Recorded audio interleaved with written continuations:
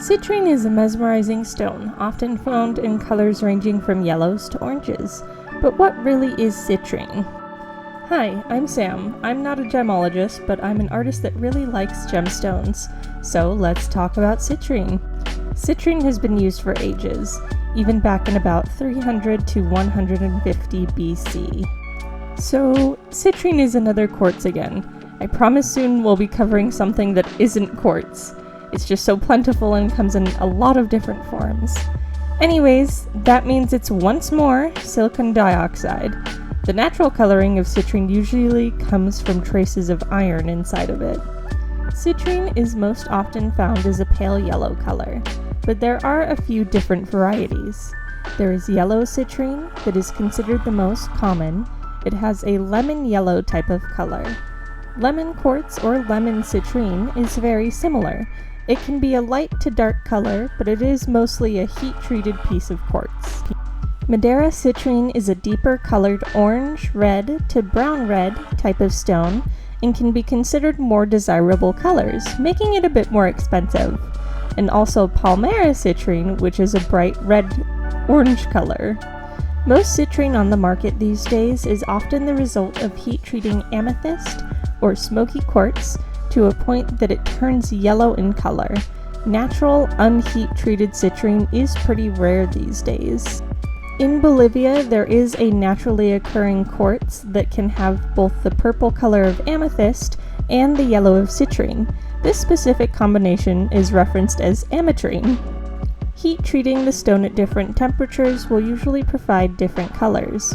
From about 750 degrees Fahrenheit, it produces a lighter yellow hue, and going a lot hotter at about 1700 degrees will make the stones much brighter and even possibly orangey in color. The color of citrine can possibly fade with intense exposure to light, as well as acids, fluorides, and different alkaline solutions, so be careful with what you put your stone in. Brazil is the largest producer of citrine in the world. Other places that you can find citrine mines are Madagascar, Namibia, Spain, Russia, Angola, Australia, Austria, Bolivia, Canada, China, Colombia, Czech Republic, Germany, Hungary, Greece, India, Kazakhstan, Latvia, Mexico, Mozambique, Norway, Myanmar, New Zealand, Peru, Portugal, Romania, Slovakia, UK, and Argentina, just to name a few. In the United States, you may be able to find some in California, Arizona, Arkansas, Colorado, Georgia, Iowa, Maine, Montana, Nevada, Texas, and a bunch of other states too, because it's quartz. You can find it wherever you can find quartz.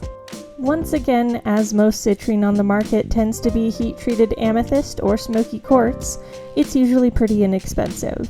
But it can get into the upper range for natural unheated citrine. Citrine hit its peak of popularity in the Art Deco period, but it is still a pretty popular stone today. Now it's time to get into the more sciencey properties type of stuff. Citrine can form in a variety of different ways. Hydrothermal veins, which is where hot water circulates through fractures of other rocks, creating a vein, can be one.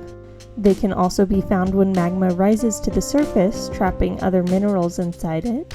Or it can be found in sedimentary rocks that are altered by other minerals around it, as well as alluvial deposits where sediment has been placed elsewhere by water. This stone also forms hexagonal crystals, but this can be argued as being trigonal, which is more of a subsection of hexagonal crystal structures, so same thing.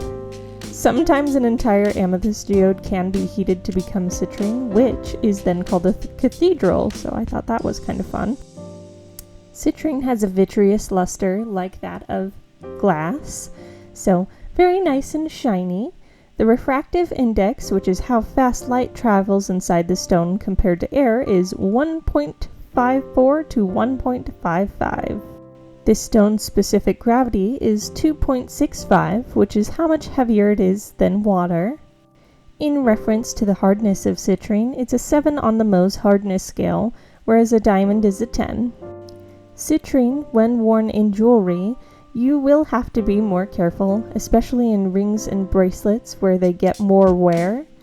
This stone once again breaks with conchoidal fractures, like a seashell, and there aren't really any specific planes that it breaks, so its cleavage is undistinguishable. Citrine is another stone that is often cut into faceted stones to show off the sparkle. It can be cut into fantasy cut stones, as well as sometimes even being carved into beads and even rarely intaglios. Citrine is a stone that is quite often mistaken as other more valuable stones. So some of those stones like topaz, yellow sapphire, grossular garnets, and golden beryl are some of the ones that people might consider it, but if you see a yellow stone, it's more so better safe than sorry to think it's a citrine rather than a more expensive one. While citrine is usually heat treated on the market, it isn't as much made as a synthetic stone out there. There are ways to create a synthetic quartz with more vibrant colors using what is called the hydrothermal method, but since citrine is already so inexpensive, there's not a big reason to. I will talk a little bit about the hydrothermal method anyways because it is kind of cool. So what it is the hydrothermal method takes little pieces of quartz and pressurizes them with sodium carbonate, or a chemical made of hydrogen and oxygen called hydroxol. This melts all of the small pieces of quartz so that when it all cools, it ends up crystallizing again. This is usually done to make really vibrant pieces that aren't found in nature, and it's much less expensive in the long run to just heat treat amethyst. Okay, now we can run away from the sciencey stuff and go into different beliefs about the gemstone citrine. The word citrine is thought to have come from the word citron, in reference to a lemon in multiple different languages, as it has a similar color. In the 1380s, citrine was just used to reference any yellow gemstone, instead of just this specific type of quartz. With its golden yellow color, citrine is also referenced as the merchant stone, where it's thought to bring about wealth, creativity, and success. I couldn't find any type of creation myth for this stone, unfortunately, so no story this time around. Citrine is one of the birthstones for November, along with topaz. Since citrine is the birthstone for November, it's often also associated as the stone for the zodiacs Scorpio and Sagittarius. As for anniversaries, citrine is used as a gift for the 13th wedding anniversary. Citrine was once engraved into talisman by ancient Egyptians to fight off spirits. It was also used by them as ornamentation and decoration, which the ancient Greeks also used the stone for instead of jewelry. Scottish soldiers in the 17th century would put citrine on the pommel or handle of their daggers and claymores. Citrine is often used in Scottish kilt pins and brooches because of Queen Victoria, who loved the stone and associated it with Scotland and the Balmoral residents. Citrine was incredibly popular in the Art Deco period, which lasted from about the 1910s to the 1930s. Artists fashioned it into multicolored pieces of jewelry to show off the richness and extravagance of the time, straying away from the solely diamond jewelry that was usually familiar. Citrine has also been used for some industrial purposes, like as a heat-resistant material in furnace linings. Citrine is thought to calm anger and reveal desires, ridding oneself of evil thoughts. It was believed to prevent heartbreak, make men more handsome, and help women with fertility and happiness. Like a lot of other gemstones, citrine is thought to have healing powers, specifically improving circulation, helping with the liver, and even degenerative diseases. Now that I've run out of things to talk about citrine, let's talk about my painting instead. For this piece, I went with a little smaller and simpler than the others, since I'm feeling a little out of it this week.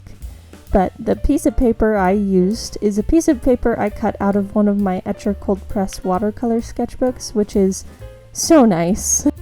I was inspired by citrine being popular and used in the Art Deco period, which is mostly popularized by things like The Great Gatsby and flapper dresses, So I wanted to draw a pretty lady, because it's fun, and who doesn't like pretty ladies?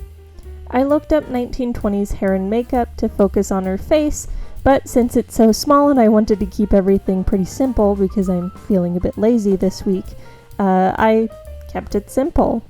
I also wanted to incorporate calling Citrine the merchant stone somehow, so I ended up just sitting her on a pile of gold, which I think accents the extravagance of the Art Deco period.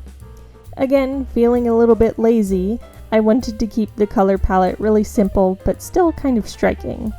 I chose a deep Prussian blue to bring out some maturity, and then also a quinacridone gold to bring brightness and richness back into the piece.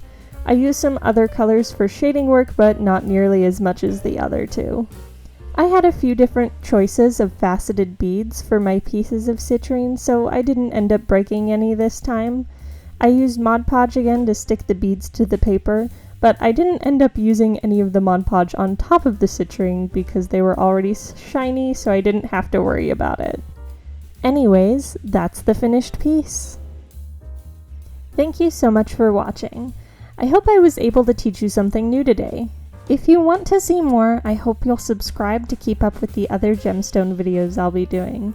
And if you have any questions I didn't answer in the video, please let me know in the comments. Have a great day, y'all.